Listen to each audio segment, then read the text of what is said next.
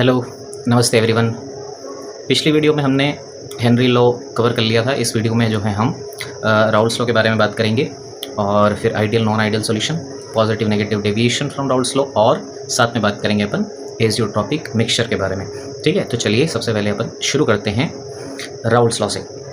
ठीक है, देखिए ज़रा, हेनरी लॉ में हमने लिक्विड गैस टाइप के सॉल्यूशन के बारे में बात करी थी, जहाँ पर गैस जो है वो सॉल्यूट था और लिक्विड जो है वो सॉल्वेंट था। ठीक है, और जो हेनरी था उन्होंने बोला था कि जो प्रेशर है वो प्रोपोर्शनल होगा उसके मोल फ्रैक्शन के और P is equals to KH होगा। ठीक है, ये हेनरी लॉ का कहना था। ठीक है, अब हम यहाँ बात कर रहे हैं किस बारे में, लिक्विड सॉल्यूशन के बारे में, और साथ में हम बात करेंगे लिक्विड और साथ में लिक्विड सॉलिड। ठीक है, तो यहाँ ये लिक्विड और ये सॉलिड जो हैं वो क्या होने वाले हैं, सॉल्यूट होने वाले हैं, और ये लिक्विड जो है यहाँ पर क्या है, सॉल्वेंट। ठीक है, तो लिक्विड में हम लिक्विड मिलाएंगे और लिक्विड में हम सॉलिड मिलाएंगे। इन दोनों के बारे में हम बात करेंगे इस वीडियो में। तो सबसे पहले अगर अपन बात करें लिक्विड्स की, तो ये जो लिक्विड्स हैं ये दोनों ही लिक्विड्स कैसे होंगे, वोलाटाइल लिक्विड्स होंगे। ठीक है, वोलाटाइल लिक्विड का मतलब क्या होता है, दे कैन इवेपोरेट। ठीक है, कि वो क्या कर सकते हैं, वेपराइज हो सकते हैं, इवेपोरेट हो सकते हैं। ठीक है, और जब ये इवेपोरेट होंगे तो इनका क्या बनेगा, अपना प्रेशर बनेगा। जैसे यहाँ आपको इस डायग्राम में दिख रहा होगा कि हमारे पास ये जो बीकर के अंदर लिक्विड हैं, उस बीकर के अंदर प्रेजेंट लिक्विड की सरफेस से क्या करेंगे, सरफेस मॉलिक्यूल्स एस्केप करेंगे। याद रखेंगे कि जो आपका वेपर प्रेशर है वो एक सरफेस फिनोमिना है। ठीक है, तो इस वजह से सबसे पहले सरफेस के मॉलिक्यूल क्या करेंगे, एस्केप करेंगे due to the unbalanced forces. ठीक है, एंड हैव लार्ज एनर्जी। ठीक है, या high energy as compare to the molecules below the surface. तो इस वजह से सबसे पहले सरफेस के मॉलिक्यूल क्या करेंगे, एस्केप करेंगे, और उन सरफेस के मॉलिक्यूल्स की वजह से सरफेस के ऊपर क्या बनेगा, वेपर प्रेशर बनेगा। ठीक है, और अगर ये लिक्विड प्योर हैं तो इस प्योर लिक्विड के वेपर प्रेशर को हम डिनोट करेंगे P0 से। ठीक है, कैसे डिनोट करेंगे, P0 से। तो राउल्ट का क्या कहना था कि अगर हम दो तरह के लिक्विड मिला दें, ठीक है, अगर दो लिक्विड मिला दें या दो से ज़्यादा लिक्विड मिलाएं, तो जो सरफेस के ऊपर प्रेशर बनाया जाएगा उन सब लिक्विड्स के वेपर्स के द्वारा, उन प्रेशर्स को बोला जाएगा पार्शियल प्रेशर। ठीक है, और ये जो पार्शियल प्रेशर हैं अगर हमें कैलकुलेट करना है तो प्रोपोर्शनल होगा उनके अपने मोल फ्रैक्शन के। किसके प्रोपोर्शनल होगा, उसी कंपोनेंट के अपने मोल फ्रैक्शन के प्रोपोर्शनल होगा जो कि उस लिक्विड के अंदर प्रेजेंट होगा। ठीक है, तो ये कहना था राउल्ट का। क्या कहना था कि अगर मैं बात करूं फर्स्ट लिक्विड के बारे में, तो P1 जो है वो प्रोपोर्शनल होगा उसके अपने मोल फ्रैक्शन प्रेजेंट इन सॉल्यूशन के X1, और अगर प्रोपोर्शनलिटी का साइन हटाएं तो एक कांस्टेंट आएगा P1 नॉट, और ये P1 नॉट क्या है, उसी लिक्विड के प्योर फॉर्म में जो वेपर प्रेशर होगा उस पर्टिकुलर टेम्परेचर पर, उसको हम क्या बोलेंगे, P1 नॉट। ठीक है, ये यहाँ पर क्या बन रहा है, राउल्ट्स लॉ में प्रोपोर्शनैलिटी कांस्टेंट बन रहा है। तो P1 is equals to P1 naught X1। ठीक है, ये हो गया राउल्ट्स लॉ। इसको थोड़ा और हम समझते हैं। ये जैसे कि यहाँ हम अगर डायग्राम से समझे तो डायग्राम में हमें साफ साफ दिख रहा है कि यहाँ जो आपका कंटेनर है इसमें दो तरह के लिक्विड्स आपस में मिक्स हैं। मॉलिक्यूल्स से हमें दिख रहा होगा अलग अलग कलर हैं, और क्योंकि सरफेस पर दोनों तरह के मॉलिक्यूल्स हैं इस वजह से दोनों तरह के वोलाटाइल लिक्विड्स होने की वजह से वो इवेपोरेट करेंगे और दोनों ही क्या करेंगे, प्रेशर सरफेस के ऊपर जनरेट करेंगे। और ये जो प्रेशर है इंडिविजुअल लिक्विड का उसको हम पार्शियल प्रेशर बोलते हैं। ठीक है, और अगर हमें उसका किसी एक लिक्विड का पार्शियल प्रेशर निकालना है तो वो उसके अपने मोल फ्रैक्शन के प्रोपोर्शनल होगा, और अगर प्रोपोर्शनलिटी का साइन हटाते हैं तो हमें क्या मिलेगा, एक प्रोपोर्शनैलिटी कांस्टेंट मिलेगा जो कि उसी लिक्विड के प्योर स्टेट का वेपर प्रेशर होता है। ठीक है, आई थिंक ये डायग्राम से आपको बहुत अच्छे से क्लियर हो गया होगा। ठीक है, इससे अगर थोड़ा अपन आगे बढ़ें, राउल्ट ने अपने राउल्ट्स लॉ में बताया किसी एक लिक्विड का पार्शियल प्रेशर कितना होगा। ठीक है, या फिर जितने भी लिक्विड उस सॉल्यूशन के अंदर प्रेजेंट है उन सब के पार्शियल प्रेशर कैसे हम कैलकुलेट करेंगे। लेकिन उन्होंने ये नहीं बताया कि टोटल वेपर प्रेशर उस लिक्विड की सरफेस पर हम कैसे कैलकुलेट कर सकते हैं, और उसके लिए डाल्टन ने हमें Dalton's law of partial pressure दिया। ठीक है, तो Dalton's law of partial pressure क्या कहता है कि जो total pressure over the solution होगा, ठीक है, उस सॉल्यूशन के अंदर चाहे कितने भी कंपोनेंट प्रेजेंट हो सकते हैं, लेकिन अगर हमें टोटल वेपर प्रेशर उस लिक्विड की सरफेस पर निकालना है तो जितने भी लिक्विड हैं उन सब के पार्शियल प्रेशर को हम क्या कर दें, सम कर दें। ठीक है, तब हम एक काम करते हैं, यहाँ जो वैल्यूज़ हैं P1 और P2 की हम राउल्ट्स लॉ के अकॉर्डिंग पुट करके और कुछ नया निकालने की कोशिश करते हैं। P total is equals to, अगर P1 की वैल्यू रखूँ तो P1 naught x1 plus P2 naught x2। इसको एक बार और लिख देता हूँ मैं कि P total is equals to P1 naught x1 plus P2 naught x2। अच्छा, हमें पता है कि x1 plus x2 is equals to 1 होता है। Total mole fraction present in a solution is equals to 1। अगर हम x1 की वैल्यू निकालें तो 1 माइनस x2 होगा। यहाँ हम वैल्यू रख देते हैं P total is equals to P1 naught 1 minus x2 plus P2 naught x2। ठीक है, P1 is equals to P1 naught minus P1 naught x2 plus P2 naught x2। फिर P total is equals to P1 naught, इस term को आगे कर देते हैं, इसको पीछे कर देते हैं और कॉमन निकाल लेते हैं x2 को, तो ये बन जाएगा P2 naught minus P1 not. अच्छा, इस इक्वेशन में हम क्या करेंगे, x2 की वैल्यू अगर निकालें तो 1 माइनस x1 बनेगी। ठीक है, इस वैल्यू को अपन यहाँ रखेंगे। ठीक है, तो ये बनेगा P total is equals to P1 naught x1 plus P2 naught 1 minus x1। P total is equals to P1 naught x1 plus P2 naught minus P2 naught x1। ठीक है, इसमें भी हम वही करने वाले हैं कि ये जो टर्म है इसको हम आगे ले लेते हैं P2 नॉट और प्लस लगा के x1 और x1 यहाँ से कॉमन निकाल लेते हैं और ये P1 naught minus P2 not हमें मिल जाएगा। अच्छा, अगर आप इन दोनों इक्वेशंस को ध्यान से देखो तो ये दोनों इक्वेशंस आपको मिलती जुलती लगेगी इक्वेशन ऑफ अ लाइन से। ठीक है, और लाइन की इक्वेशन क्या कहती है, y is equals to mx plus C. ठीक है, तो ये हो गया आपका y, ये यहाँ है c, ये है आपका x और ये रहा m। सिमिलरली ये रहा y, ये है c, ये है आपका x और ये रहा आपका m।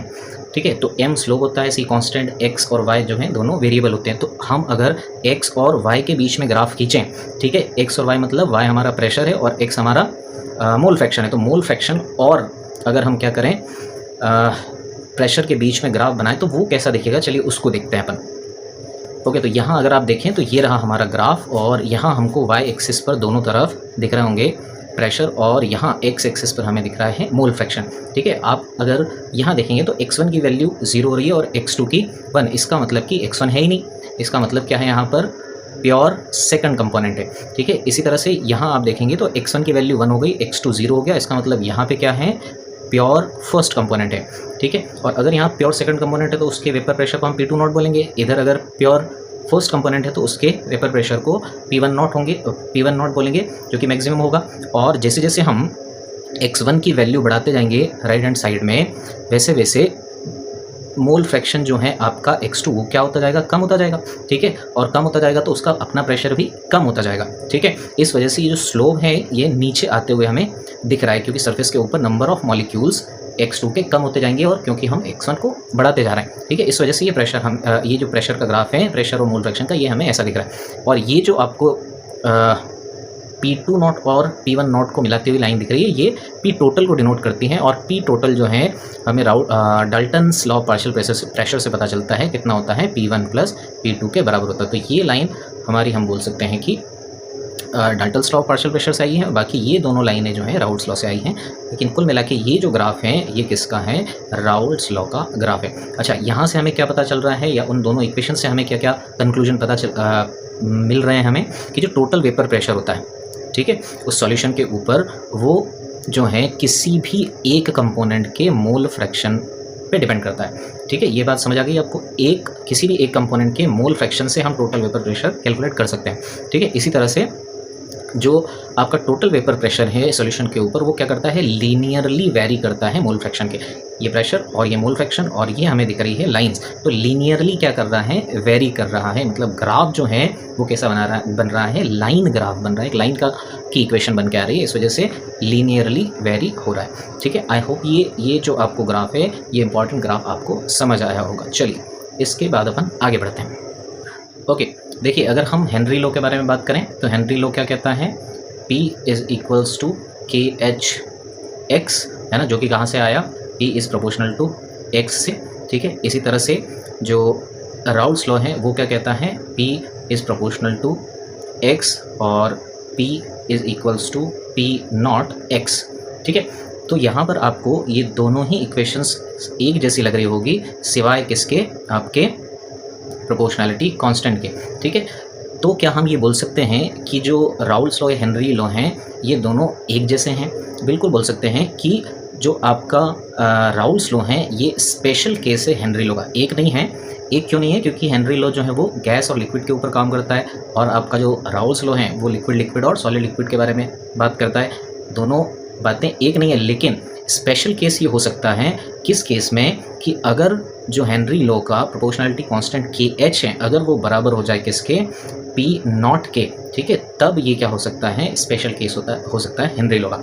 अब ध्यान रखने वाली बात क्या है कि हेनरी लॉ जो है वो लो कंसंट्रेशन पे काम करता है, KH की वैल्यू बहुत कम हम मानते हैं, और जो आपका राउल्स लॉ है वो हाई कंसंट्रेशन पे काम करता है। तो अगर हम कंसंट्रेशन को क्या करते जाएं, सॉल्यूट या सॉल्वेंट की कंसंट्रेशन को, सॉल्यूट की कंसंट्रेशन को बढ़ाते जाएं, तो एक समय ऐसा आएगा जब KH की वैल्यू क्या हो जाएगी, P1 नॉट के बराबर हो जाएगी या pure vapour pressure of that liquid के बराबर हो जाएगी। और ऐसे कंडीशन में ये जो कंडीशन आएगी यहाँ पर, ये क्या हो जाएगी, दोनों लॉज को इक्वल कर देगी। और इसलिए हम ये बोल सकते हैं कि जो राउल्स लॉ हैं वो हेनरी लॉ का एक स्पेशल केस बन गया है। और कब बन गया है, जब KH जो है वो P1 नॉट के बराबर होता है। ठीक है, आई होप कि ये पॉइंट जो है आपको बहुत अच्छे से समझ आया होगा। ओके, यहाँ देखिए आप कि अभी हम लिक्विड सॉल्यूशन के बारे में बात कर रहे थे, अब हम क्या बात करेंगे, लिक्विड और सॉलिड के बारे में बात करेंगे। और ये सॉलिड जो होगा ये कैसा होगा, नॉन वोलाटाइल होगा। ठीक है, मतलब ये इवेपोरेट नहीं करेगा, नो इवेपोरेशन। ठीक है, लिक्विड इवेपोरेट करेगा, ये तो इवेपोरेट होगा। ठीक है, लेकिन सॉलिड जो है वो इवेपोरेट नहीं करेगा। अगर इस तरह के सॉल्यूट को हम क्या करें, हमारे सॉल्वेंट के अंदर मिला दें तो क्या होगा, प्रेशर में किस तरह से चेंज होगा। तो अगर हम इस डायग्राम के बारे में बात करें, यहाँ से हम समझेंगे कि ये एक क्या है, कंटेनर जिसके अंदर प्योर सॉल्वेंट जो है वो भरा हुआ है। अब प्योर सॉल्वेंट है, सरफेस पर सारे के सारे मॉलिक्यूल्स जो है वो प्योर सॉल्वेंट के हैं। ये क्या करेंगे, एस्केप करेंगे सरफेस से ड्यू टू अनबैलेंस्ड फोर्स, और यही क्या बनाएंगे, सरफेस के ऊपर प्रेशर बनाएंगे, प्योर वेपर प्रेशर बनाएंगे।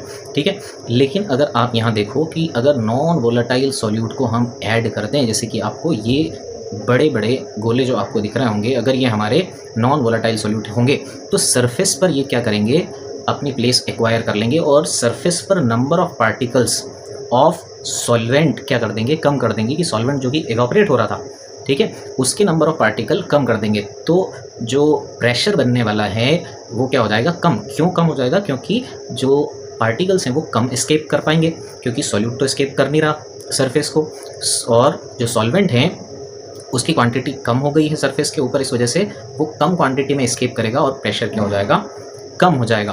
तो ये लिखा हुआ है कि अगर नॉन वोलेटाइल सॉल्यूट को हम ऐड करते हैं तो जो वेपर प्रेशर है सॉल्यूशन का एट अ गिवन टेम्परेचर क्या हो जाता है, lower than the vapour pressure of pure solvent. ठीक है, इसको थोड़ा और डिटेल में अगर हम समझे कि हुआ क्या है एक्चुअल में, तो एक्चुअल में ये हुआ कि ये आपको जो डायग्राम दिख रहा होगा, इस डायग्राम में हमें लिक्विड की सरफेस का क्रॉस सेक्शन दिखाया हुआ है। ठीक है, सरफेस ग्रिड दिखाया हुआ है। ठीक है, अब इस सरफेस ग्रिड में आपको जैसे ही हमने नॉन वोलेटाइल सॉल्यूट मिलाया तो हमें दिख रहा है कि जो एक ग्रिड है वो किसके द्वारा एक्वायर कर लिया गया है, सॉल्यूट के पार्टिकल के द्वारा एक्वायर कर लिया गया है। ठीक है, ऐसे ये 6 जो ग्रिड्स हैं वो किसके द्वारा सॉल्यूट के पार्टिकल के द्वारा एक्वायर कर लिए गए। अब ये तो एवेपोरेट करेंगे नहीं, इसका मतलब कि जो पर यूनिट एरिया में जो पार्टिकल्स हैं सॉल्यूट के वो क्या हो गए, बढ़ गए, और जो सॉल्वेंट के पार्टिकल हैं पर यूनिट एरिया वो कम हो गए। और अगर सॉल्वेंट के पार्टिकल जो कि एवेपोरेट होते हैं वो कम हो जाएंगे तो प्रेशर भी क्या हो जाएगा, कम हो जाएगा। यहाँ आपको क्लियर दिख रहा होगा कि ये पार्टिकल तो उड़ने से रहा, ठीक है, ये पार्टिकल वेपर बनाएगा नहीं, पार्टिकल यहाँ से सरफेस से सॉल्वेंट के पार्टिकल जो हैं वो उड़ते हुए जाएंगे। ठीक है, तो हमें साफ साफ दिख रहा है कि अगर यहाँ भी पार्टिकल होते तो वो पार्टिकल भी इवेपोरेट करते हो, वेपर प्रेशर ज़्यादा बनता। ठीक है, उनकी जगह ये बड़ा सॉल्यूट का पार्टिकल आ गया, ये उड़ेगा नहीं, तो यहाँ नंबर ऑफ पार्टिकल क्या हो रहे हैं, कम हो गए।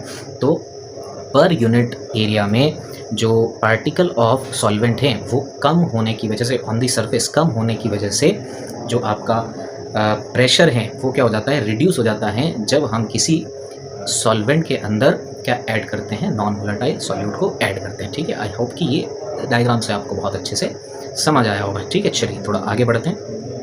देखिए, तो अभी हमें पता चला कि अगर हम नॉन वोलेटाइल सॉल्यूट ऐड करें तो पार्शियल प्रेशर या pressure of the liquid, pressure of the solvent कम तो होगा, लेकिन क्या वो सॉल्यूट के नेचर पर डिपेंड करेगा कि कितना कम होगा, या फिर उसके अमाउंट पे डिपेंड करेगा कि वो कितना कम होगा। ठीक है, तो जो डिक्रीज़ इन वेपर प्रेशर है, ठीक है, सॉल्वेंट का, वो किस सॉल्यूट के किस नेचर पे डिपेंड करता है, नेचर मतलब किस प्रॉपर्टी पे डिपेंड करता है। ठीक है, तो हम क्लियरली यहाँ डायग्राम में देख सकते हैं कि इस कंटेनर में हमें जो सॉल्यूट के पार्टिकल्स दिख रहे हैं जो कि स्पाइक्स वाले हैं, वो भी हमने 1 मोल लिए हुए हैं। ठीक है, और इस वाले बीकर में हमने क्या है, क्यूबिक सॉल्यूट के पार्टिकल्स लिए हुए हैं, और ये भी कितने लिए हुए हैं, 1 मोल लिए हुए हैं। अगर दोनों ही का नेचर अलग अलग है, क्योंकि एक स्पाइक वाले हैं एक क्यूबिक हैं, तो नेचर दोनों का क्या हो गया, अलग अलग हुआ, लेकिन अमाउंट हमने दोनों का क्या रखा है, सेम रखा हुआ है। तो क्योंकि हमने अमाउंट सेम रखा है, सेम अमाउंट ऑफ सॉल्यूट रखा है और सेम अमाउंट ऑफ सॉल्वेंट रखा है,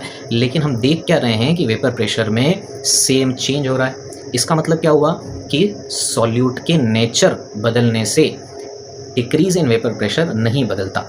ठीक है, इसका मतलब सीधी बात है, वो अमाउंट के ऊपर डिपेंड करता है, ना कि नेचर के ऊपर। जैसे कि एग्जांपल लें कि अगर हम 1 मोल शुगर ले लें और हम अगर 1 मोल यूरिया ले लें, ठीक है, तो ये क्या है, ये अमाउंट है, ये क्वांटिटी है। ठीक है, और शुगर का नेचर और यूरिया का नेचर अलग अलग है। नेचर क्या है यहाँ पर, डिफरेंट नेचर है। तो अगर डिफरेंट नेचर है तो हम एक्सपेक्ट करते हैं कि डिक्रीज इन वेपर प्रेशर क्या होना चाहिए, अलग अलग होना चाहिए, लेकिन ऐसा बिल्कुल भी नहीं है। क्यों ऐसा है, क्योंकि जो डिक्रीज इन वेपर प्रेशर है वो डिपेंड करता है अमाउंट के ऊपर या क्वांटिटी के ऊपर। अगर हमने दोनों ही 1 मोल लिया है तो दोनों के कंडीशन में जो वेपर प्रेशर में डिक्रीज़ होगा वो सेम होगा। हम बात करें डिक्रीज़ इन वेपर प्रेशर की, तो डिक्रीज़ इन वेपर प्रेशर जो है वो दोनों ही केस में बराबर होगा। तो हम बात कर सकते हैं कि ये डिपेंड करता है quantity of non volatile solute, ना कि उसके नेचर के ऊपर। वो शुगर है, वो यूरिया है, उससे कोई फ़र्क नहीं पड़ता। अगर क्वांटिटी सेम है तो डिक्रीज़ जो होगा वेपर प्रेशर में वो सेम होगा।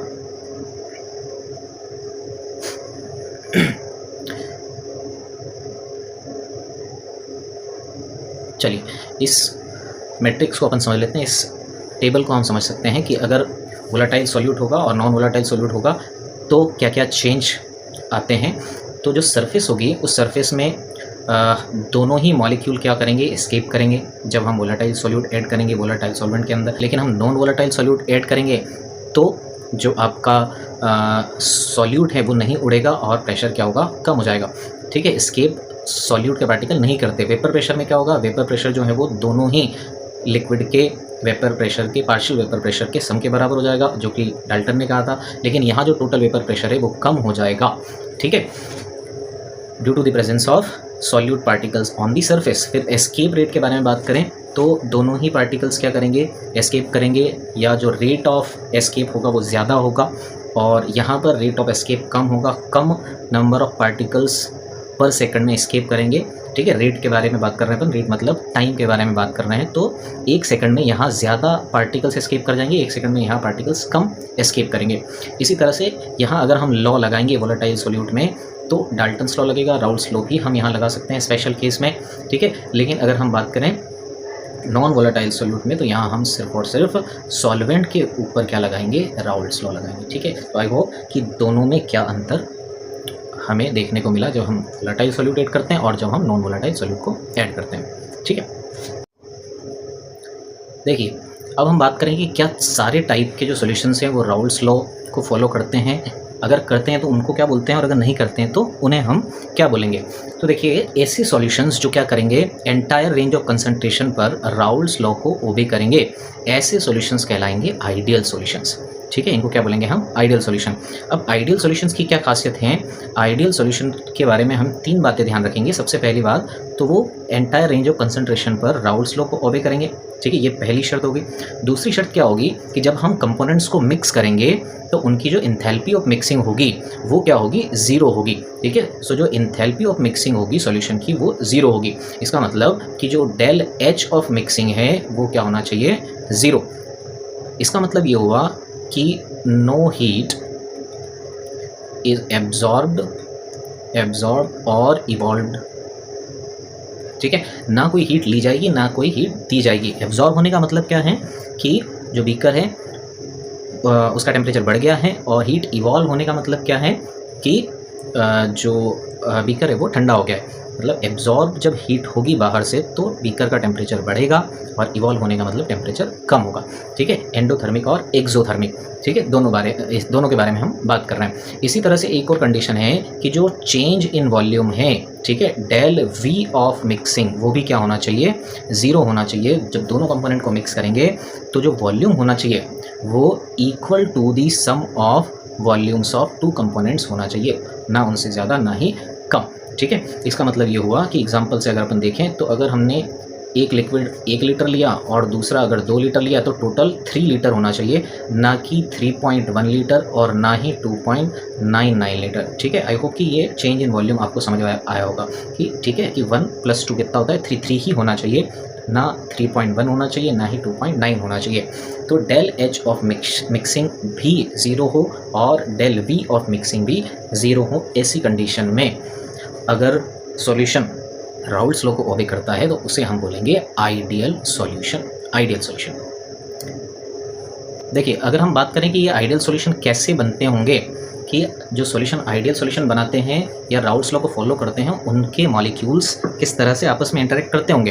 तो जो उनका इंटर मॉलिक्यूलर अट्रैक्टिव फोर्स होता है, ठीक है, वो क्या होता है, सिमिलर होता है। ठीक है, जितने भी इंटरमॉलिक्यूलर फोर्स ऑफ अट्रैक्शन होते हैं उनमें वो सिमिलर होते हैं। अब कौन कौन से इंटरेक्शंस हो सकते हैं, अगर प्योर ए कंपोनेंट है तो उस ए के जितने भी मॉलिक्यूल्स होंगे उन सब मॉलिक्यूल्स के बीच में ए टाइप का फोर्स ऑफ अट्रैक्शन होगा। इसी तरह से अगर एक प्योर कंपोनेंट बी है तो उनके बीच में बी टाइप का फोर्स ऑफ अट्रैक्शन होगा। ठीक है, ये प्योर फॉर्म में है। ठीक है, ये क्या है, प्योर फॉर्म में। जब इन दोनों को हम क्या कर देंगे, मिक्स कर देंगे, तो एक नए टाइप के फोर्स ऑफ अट्रैक्शन निकल के आएंगे जो हम बोलेंगे ए बी टाइप के फोर्स ऑफ अट्रैक्शन। ठीक है, ये क्या बन गया, हमारा सॉल्यूशन बन गया।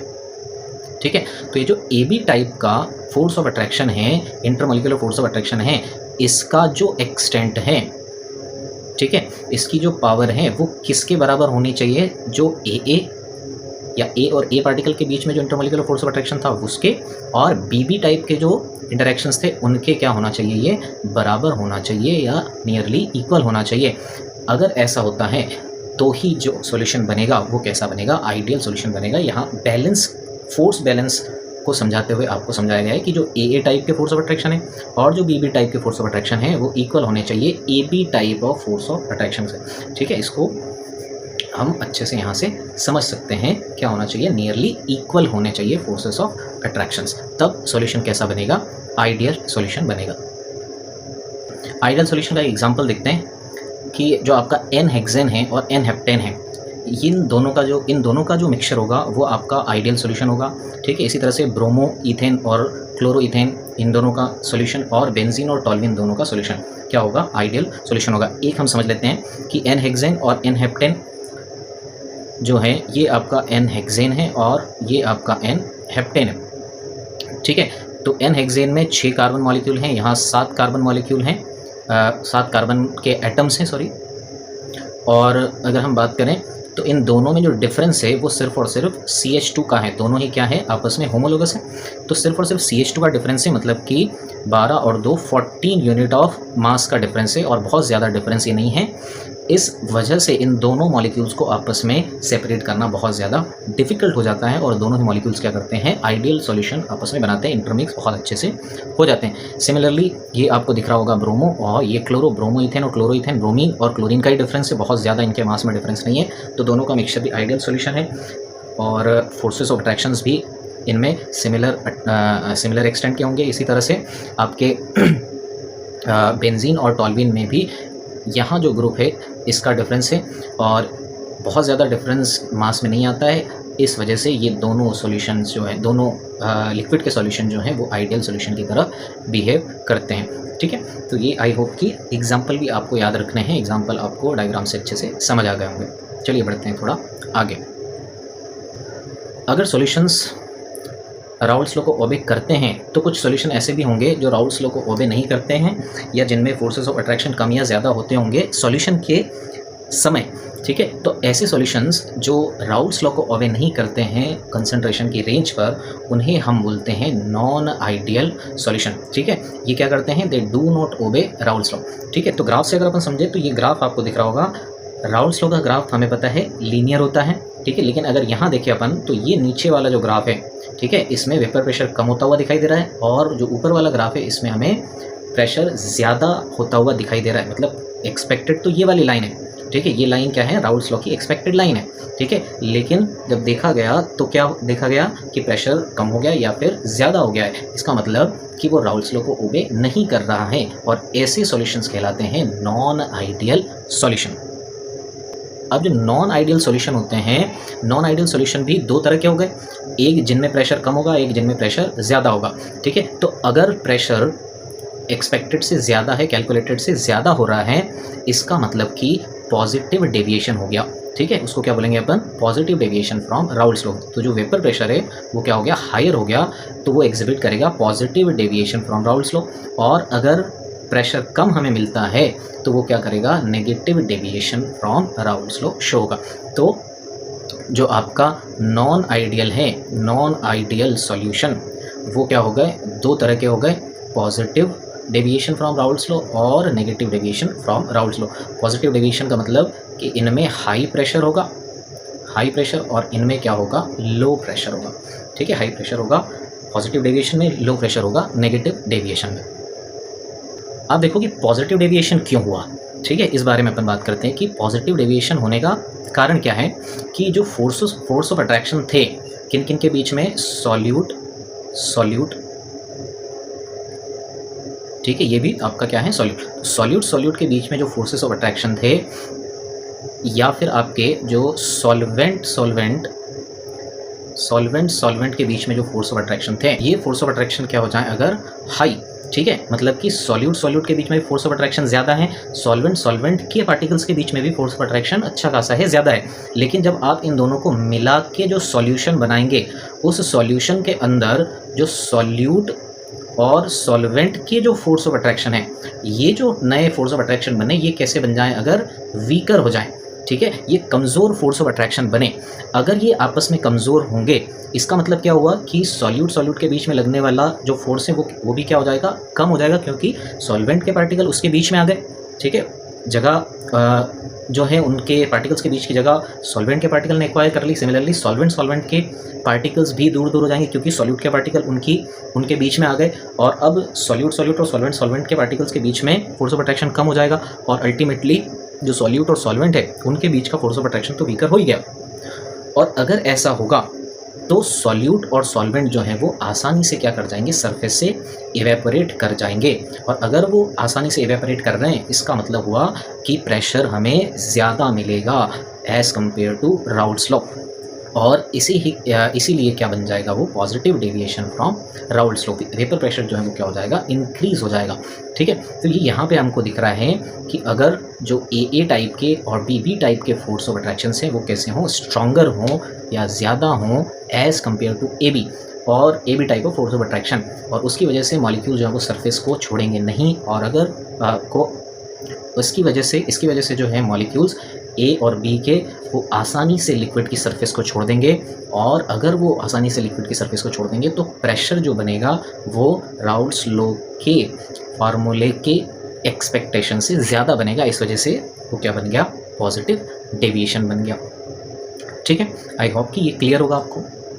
एग्जाम्पल में अगर आप देखो तो जो इथेनॉल और एसीटोन का मिक्सचर है वो क्या करता है, पॉजिटिव डेविएशन शो करता है। इसी तरह से कार्बन डाइसल्फाइड और एसीटोन का जो मिक्सचर है वो भी क्या करता है, पॉजिटिव डेविएशन शो करता है। अब ये कैसे होता है पॉजिटिव डेविएशन, इस बारे में बात करते हैं कि जो इथेनॉल के मॉलिक्यूल हैं, ठीक है, इथेनॉल का मॉलिक्यूल क्या होता है, CH3CH2OH। ठीक है, यहाँ डेल नेगेटिव और यहाँ डेल पॉजिटिव होता है। ठीक है, तो जो आपके इथेनॉल के मॉलिक्यूल हैं, इन मॉलिक्यूल्स के बीच में क्या होती है, हाइड्रोजन बॉन्डिंग होती है। ठीक है, कि अगर अपन बात करें इस तरह से, हाइड्रोजन बॉन्डिंग इनके बीच में होती है, ये इस तरह से, ये डेल नेगेटिव और ये डेल पॉजिटिव। ठीक है, तो जो इथेनॉल के मॉलिक्यूल के बीच की हाइड्रोजन बॉन्डिंग है ना, उस सॉल्यूशन के अंदर अगर हम एसीटोन मिला दें, ठीक है, CH3COCH3, ठीक है, तो यहाँ कोई बॉन्ड पोलर है नहीं। ठीक है, यहाँ कोई हाइड्रोजन बॉन्डिंग नहीं होती। तो ये जो आपके एसीटोन के मॉलिक्यूल हैं वो क्या करेंगे, ये जो आपके इथेनॉल के मॉलिक्यूल के बीच में जगह है इस जगह के अंदर चले जाएंगे और इथेनॉल के मॉलिक्यूल्स को दूर दूर कर देंगे। दूर दूर करने की वजह से ये जो हाइड्रोजन बॉन्डिंग है उसकी डिस्टेंस बढ़ जाएगी या हाइड्रोजन बॉन्डिंग ब्रेक हो जाएगी, या ये बोले नंबर ऑफ हाइड्रोजन बॉन्ड कम हो जाएंगे। कैसे कम हो गए? Due to the entrance of another molecule in between ethanol molecule. Another molecule कौन है यहाँ पर? एसीटोन। एसीटोन के मॉलिक्यूल क्या कर रहे हैं?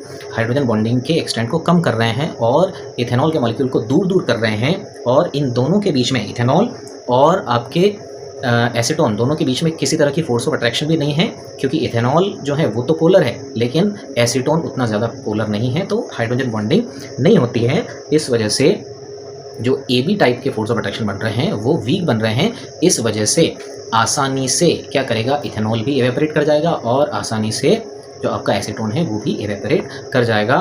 और अब जो एक्सपेक्टेड हैं वो यही है कि वेपर प्रेशर राउल्ट्स लॉ से ज़्यादा बन जाएगा और इस वजह से positive deviation from Raoult's law हो जाएगा। ठीक है, सिमिलरली आप कार्बन डाइसल्फाइड और एसीटोन को भी एक्सप्लेन कर सकते हैं। ये दोनों एग्जाम्पल बहुत इंपॉर्टेंट हैं, रीज़न भी यहाँ लिखा हुआ है, तो ये रीज़न आपको पता होना चाहिए कि पॉजिटिव डेविएशन कैसे हुआ है।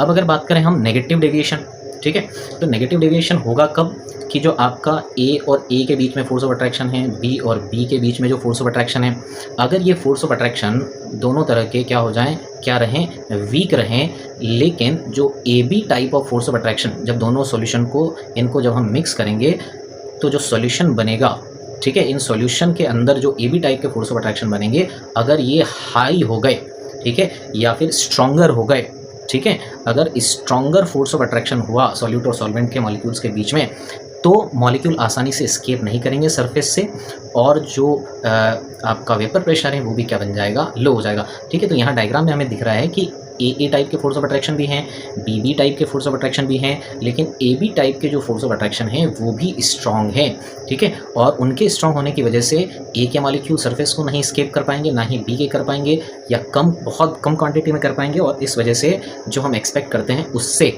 जो वेपर प्रेशर है ऑफ द सॉल्यूशन कम आएगा। इस वजह से it shows negative deviation from the Raoult's law। I hope कि ये आपको समझ आ गया होगा। नेगेटिव डेविएशन का एक एग्जांपल हम देखते हैं, फिनॉल और एनिलीन।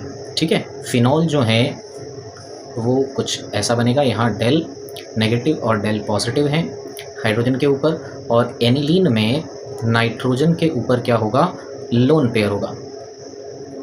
ठीक है, तो होता क्या है कि जो आपके फिनॉल है, फिनॉल के मॉलिक्यूल्स के बीच में हाइड्रोजन बॉन्डिंग होती है, और एनिलीन के बीच के मॉलिक्यूल्स के बीच में भी जब वो प्योर होंगे तो हाइड्रोजन बॉन्डिंग होती हैं। लेकिन जब हम इन दोनों को क्या कर देंगे, मिक्स कर देंगे, ठीक है, फिनॉल के अंदर जब हम जब एनिलीन मिला देंगे तो हमें दिखेगा कि जो एनिलीन का नाइट्रोजन है वो और जो आपका फिनॉल का हाइड्रोजन प्रोटॉन जो है उनके बीच में क्या बन जाएगी, हाइड्रोजन बॉन्डिंग बन जाएगी। ठीक है, हाइड्रोजन बॉन्डिंग बन जाएगी। तो इसका मतलब क्या हुआ कि पहले जितने नंबर ऑफ हाइड्रोजन बॉन्ड्स थे, अब जो हाइड्रोजन बॉन्ड्स से नंबर ऑफ हाइड्रोजन बॉन्ड्स क्या हो गए हैं, इंक्रीज कर गए हैं। और अगर number of hydrogen bonding increase कर जाएगी, ठीक है, तो जो टेंडेंसी ऑफ एस्केप है वो क्या हो जाएगी, कम हो जाएगी, और कम हो जाएगी तो negative deviation from Raoult's law हो जाएगा। ठीक है, तो हम ये ध्यान रखेंगे कि फिनॉल के प्रोटॉन और एनिलीन के नाइट्रोजन के बीच में हाइड्रोजन बॉन्डिंग होने की वजह से number of hydrogen bonds in a solution increases, and therefore it becomes difficult for the individual molecules to escape, and therefore the pressure decreases from the Raoult's law, and hence the mixture shows negative deviation from Raoult's law। ठीक है, इसी तरह से एक और example आपको दिख रहा होगा, क्लोरोफॉर्म और एसीटोन। ठीक है, इन दोनों के बीच में भी स्ट्रॉन्ग हाइड्रोजन बॉन्डिंग हो जाती है जब इन दोनों को मिक्स करते हैं, और इसलिए ये negative deviation from Raoult's law show करते हैं। दोनों एग्जाम्पल हमें पता होने चाहिए, एक्सप्लेन करना आना चाहिए। ठीक है, ये डायग्राम में आपको दिख रहा होगा कि वेपर प्रेशर में, नेगेटिव डेविएशन में वेपर प्रेशर जो है वो कम हो जाता है, क्योंकि जो आपके पार्टिकल्स हैं उनके बीच में फोर्स ऑफ अट्रैक्शन बढ़ जाते हैं, और पॉजिटिव डेविएशन में मॉलिक्यूल्स एक दूसरे से दूर दूर हो जाते हैं, या यूँ बोलेंगे उनके बीच का फोर्स ऑफ अट्रैक्शन कम हो जाते हैं, और they can evaporate easily. That's why positive they shows positive deviation. अब अगर अपन पॉजिटिव और नेगेटिव डेविएशन के बीच में डिफरेंस निकालें तो हम देखेंगे, सबसे पहले इंटरमॉलिक्यूलर फोर्सेस में जो आपके AB फोर्स ऑफ अट्रैक्शंस होंगे वो वीकर होंगे, then AA and BB। Negative deviation में AA और BB वीकर होंगे। इस तरह से अगर हम एस्केप के बारे में बात करें, इस डिफ़िकल्टी के बारे में, तो लिक्विड जो है यहाँ आसानी से क्या करेगा, एस्केप करेगा, लिक्विड के मॉलिक्यूल्स और वेपर बनाएंगे। यहाँ डिफ़िकल्टी होगी, प्रेशर कम होगा, यहाँ हाई प्रेशर, यहाँ लो प्रेशर। और इम्पॉर्टेंट बात क्या है, इंथैल्पी चेंज यहाँ पर क्या होगा, ज़्यादा होगा। ठीक है, डेल एच जो है उसकी वैल्यू ग्रेटर देन ज़ीरो होगी और यहाँ डेल एच जो है वो लेस देन ज़ीरो होगा। इसी तरह से अगर इंथैल्पी के बाद अपन वॉल्यूम के बारे में भी बात करें तो यहाँ भी वॉल्यूम ग्रेटर देन ज़ीरो हमको दिख रहा है और यहाँ जो वॉल्यूम है वो लेस देन ज़ीरो होगा। ठीक है, तो आई होप कि ये difference between positive and negative deviation आपको समझ आया होगा। देखिए, अगर सॉल्यूशन जो है वो राउल्ट्स लॉ को ओबे नहीं करता है तो वो नॉन आइडियल हो जाता है, वो पॉजिटिव और नेगेटिव डेविएशन शो करने लग जाता है। तो पॉजिटिव और नेगेटिव डेविएशन जब सॉल्यूशन शो करते हैं तो और क्या खासियत उनकी बनती है, यहाँ से एक कॉन्सेप्ट निकल के आता है और वो होता है एजियोट्रॉप्स। ठीक है, पहले एजियोट्रॉप को समझते हैं, फिर उसको कनेक्ट करेंगे अपन आइडियल नॉन आइडियल से। ठीक है, तो ये ऐसे मिक्सचर्स होते हैं या सॉल्यूशंस होते हैं। ठीक है, लिक्विड के सॉल्यूशंस होते हैं जिनकी लिक्विड और वेपर दोनों फेजेस में जो आपका कंपोजिशन है वो क्या होता है, कांस्टेंट होता है। ठीक है, सेम कंपोजिशन होता है। ठीक है, जैसे कि एग्जांपल अगर मैं आपको समझाऊं कि अगर जब सॉल्यूट और सॉल्वेंट लिक्विड में थे तब उनका जो रेशियो था, सपोज करिए कि 2:3 था। ठीक है, कि ये 2 जो है ये सॉल्यूट है और ये 3 जो है वो अगर सॉल्वेंट है, तो जब हम इनको इवेपोरेट करेंगे, इवेपोरेट करके जब लिक्विड में जब ये गैसियस फॉर्म में आएंगे और जब ये वेपर प्रेशर बनाना शुरू करेंगे तो उन वेपर्स में दोनों ही लिक्विड्स की जो कंपोजिशन है वो सेम रहेगी 2:3 में। ठीक है, आई होप कि ये आपको समझ आया होगा कि लिक्विड के अंदर भी 2:3 का रेशियो है और गैस के फॉर्म में भी वो क्या है, 2:3। मतलब कि सॉल्यूट ये रहा यहाँ पर और ये सॉल्वेंट रहा। तो गैस के अंदर जो सॉल्यूट और सॉल्वेंट के पार्टिकल्स हैं उनका रेशियो 2:3 और लिक्विड के अंदर जो सॉल्यूट और सॉल्वेंट है उनके पार्टिकल्स का जो रेशियो है वो भी कितना होगा, 2:3। अच्छा, एक बात और है यहाँ पर कि ऐसे लिक्विड बनेंगे उनको बोलेंगे हम एजियोट्रॉप्स और वो क्या करेंगे, एक कांस्टेंट टेम्परेचर पर बॉईल करेंगे। ठीक है, they boil at a constant temperature. उनके लिए बॉइलिंग पॉइंट क्या होगा, बॉइलिंग पॉइंट जो है वो फिक्स होगा, कांस्टेंट होगा। ठीक है, तो ये भी अपन ध्यान रखें। दूसरी बात हमें क्या ध्यान रखने हैं कि अगर ऐसा होगा कि बॉइलिंग पॉइंट अगर उनका फिक्स हो गया तो हम दोनों कंपोनेंट को सेपरेट कैसे करेंगे। तो यही बात है कि हम इनको फ्रैक्शनल डिस्टिलेशन से, है ना, impossible to separate, they are not possible to separate. ठीक है, तो फ्रैक्शनल डिस्टिलेशन ये आपको इस तरह से फ्रैक्शनल कॉलम आपको दिखेगा, यहाँ हम फ्रैक्शनल डिस्टिलेशन करते हैं, ये प्रेटस है। तो अगर आपके एजियोट्रॉपिक मिक्सचर अगर बन गया है तो they are not easy to separate. ठीक है, जनरली एजियोट्रॉप्स जो हैं वो नॉन आइडियल सॉल्यूशंस के बनते हैं। चलिए, तो अभी देखते हैं अपन कि एजियोट्रॉप्स जो हैं वो कितने तरह के हो सकते हैं। अगर हम बात करें एजियोट्रॉपिक सॉल्यूशंस की, तो अगर वो azeotropic mixture positive deviation show करते हैं राउल्ट्स लॉ से, ठीक है, ऐसे सॉल्यूशंस जो क्या करेंगे, राउल्ट्स लॉ से लार्ज पॉजिटिव डेविएशन शो करेंगे, ऐसे जो सॉल्यूशंस होंगे they will form minimum boiling azeotrope. ठीक है, मिनिमम बॉइलिंग एजियोट्रॉप का मतलब क्या है कि मान लो एक ए टाइप का सॉल्यूट है, वो 70 डिग्री पे क्या करता है, एवेपोरेट करता है, बॉइलिंग पॉइंट 70 है, और बी का जो है वो 60 है। तो जब आप इन दोनों को क्या करेंगे, मिक्स करके और अगर एजियोट्रॉपिक मिक्सचर बनाएंगे और ये अगर लार्ज पॉजिटिव डेविएशन कर रहा होगा राउल्ट्स लॉ से, तो इसमें मिनिमम बॉइलिंग एजियोट्रॉप बनेगा। इसका मतलब इसका टेम्परेचर जो बॉइलिंग पॉइंट होगा वो 70 और 60 के कहीं बीच में या इससे कहीं नीचे इसका बॉइलिंग पॉइंट आएगा। इस वजह से इसको बोलेंगे अपन मिनिमम बॉइलिंग एजियोट्रॉप। ठीक है, उस पर्टिकुलर कंपोजिशन में। जैसे कि अगर अपन बात करें कि अगर हम 95% बाय वॉल्यूम क्या ले लें, इथेनॉल। ठीक है, इसका मतलब क्या हुआ कि 95 ml हमारे पास क्या है, इथेनॉल है, और 5 ml इसमें क्या है, वाटर। अगर इस तरह का हम क्या करें, 100 ml एक सॉल्यूशन बनाएं, तो ये जो सॉल्यूशन बनेगा ये एक मिनिमम बॉइलिंग एजियोट्रॉप बनेगा। ठीक है, इसका मतलब ये होगा कि पानी जो है उसका जो बॉइलिंग पॉइंट है वो तो 100 होता है ना, लेकिन जब इन दोनों को हम मिक्स करेंगे तो 100 डिग्री सेल्सियस से कम पे ही ये क्या कर जाएगा, बॉइल कर जाएगा। इस वजह से इसको हम क्या बोलेंगे, मिनिमम बॉइलिंग एजियोट्रॉप बोलेंगे। ठीक है, और ऐसा होता क्यों है, क्योंकि लार्ज पॉजिटिव डेविएशन, और लार्ज पॉजिटिव डेविएशन कब होता है, जब सॉल्यूट और सॉल्वेंट के पार्टिकल्स के बीच में वीक इंटरैक्टिव फोर्सेस होते हैं और इस वजह से मॉलिक्यूल ईजिली एस्केप करते हैं। तो बॉइलिंग पॉइंट ऑब्वियस सी बात है क्या हो जाएगा, कम हो जाएगा। इसी तरह से अगर सॉल्यूशंस क्या करते हैं, large negative deviation from the Raoul's law show करते हैं, राउल्स लॉ से अगर वो लार्ज नेगेटिव डेविएशन शो कर रहे हैं तो ऐसे सॉल्यूशन जो हैं वो मैक्सिमम बॉइलिंग एजियोट्रोप बनाएंगे। इसका क्या मतलब हुआ कि अगर हम बात करें 62% नाइट्रिक एसिड, 68% नाइट्रिक एसिड और 32% अगर हम वाटर ले बाय मास, ठीक है, तो जो आपका बॉइलिंग पॉइंट है इनका क्या बनेगा, 100 डिग्री से ज़्यादा ही बनेगा, क्योंकि पानी का क्या होता है 100 डिग्री, ठीक है। तो हमें दिख रहा है कि जो बॉइलिंग पॉइंट बन गया वो कितना बन गया, 393.5 बन गया, ठीक है। तो वाटर का कितना होता है 373.5 केल्विन, ठीक है, ये प्योर वाटर का बॉइलिंग पॉइंट है।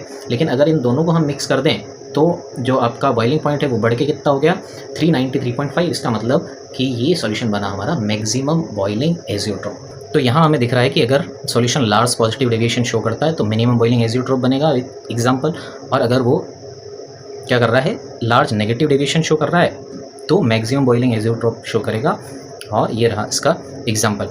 चलिए तो लास्ट बात करते हैं अपन, इसको समझ लेते हैं